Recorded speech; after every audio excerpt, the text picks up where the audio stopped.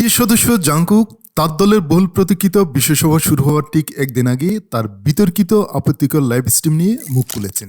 Jungkook বুধবার fan platform উইভার্সের লাইভে এসে 2 মাসেরও বেশি সময়ের মধ্যে প্রথমবারের মতো ঘটনাটি নিয়ে প্রকাশ্যে কথা বলেছেন।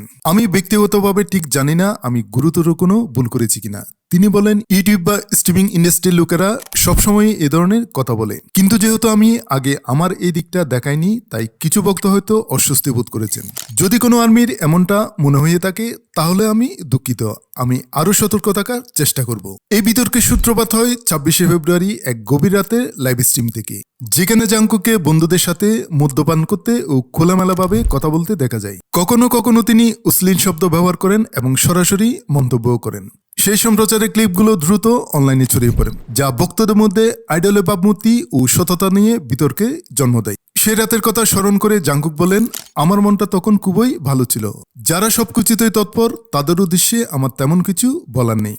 জাংকুকও তার অবস্থান স্পষ্ট করে বলেছেন, আমি যা করেছি তা ভুল ছিল বলে আমি মনে করি না।